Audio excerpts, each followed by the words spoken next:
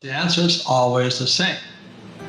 As Warren Buffett once said, he says, you never ask an insurance agent if you need more insurance.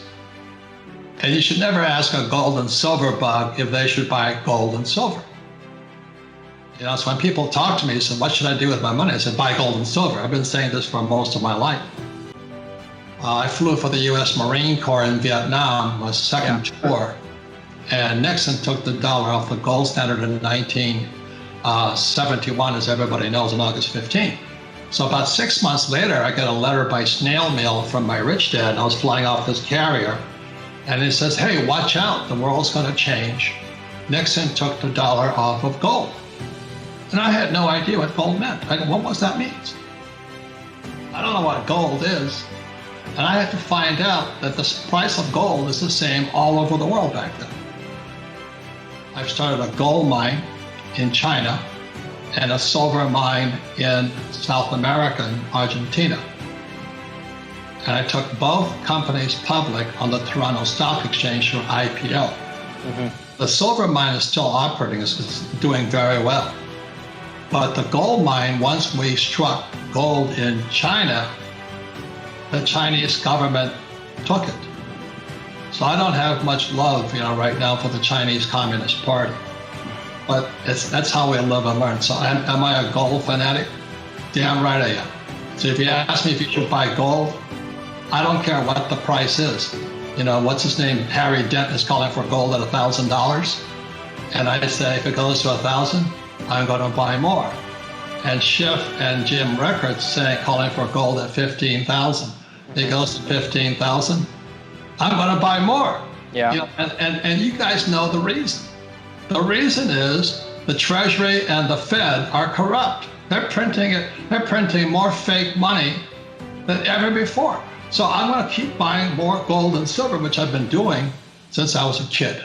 So don't ask me if you should buy gold and silver. We all know why we're buying gold and silver. The Fed and the Treasury are corrupt. So I fought for capitalism. America is going Marxist. And when I look at what's going on in Portland and Seattle and New York and Chicago and the cities, how in the world can we defund police and all this? How in the world can we keep printing money and doing what we do? So I started storing gold in Switzerland and in Singapore. So in case I had to run, plus I have different passports. So gold and silver are flight capital.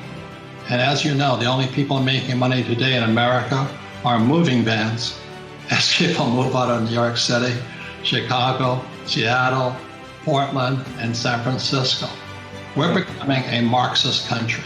And if Biden gets elected, we'll be going there faster. And the problem is most people don't know the difference between a Marxist and a capitalist. The economics taught in military school are different than the economics taught in business school. Just as there's Mises economics and Keynesian economics and Malthus economics, military economics is different than civilian economics. I fought for capitalism. Unfortunately, America is going socialist, Marxist, and eventually totalitarian. So my money is out of this country. It's been out of this country for years. And I'm getting to run, just like the people are running out of New York City, Chicago, Portland, Seattle, and San Francisco. Tons of gold and silver moving into vaults in Singapore. So look, that's what the rich are doing.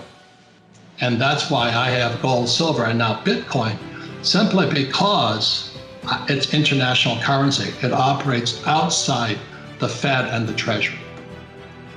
I don't know if you know this, but the Washington Post hung me out to dry as a racist. Oh, wow. I said, how can I be a racist? I'm not a white guy. They didn't like that comment either, you know what I mean? So the freedom of speech is gone. Freedom of speech, freedom of assembly, and also the freedom of religion. They shut down the churches. This is all Marxist. And then you look at the Sixth Amendment. The Sixth Amendment states you have the right to face your accuser. So if I accuse you of being a racist, then I should come in front of you and say that. But today, due to social media, you can get accused of that just by invisible people, millions of them swarming around the place, representing the uneducated. I don't know if they're uneducated, but they just have a point of view. So that's why I'm concerned, is we're going more and more Marxist, but it actually started in September 17th, 2019, when the repo market went crazy. The repo market interest rates went from like 2% to 10%. But that was indication that the Fed and the Treasury are going bankrupt. Right. The repo market is what I call the pawn shop of the financial system.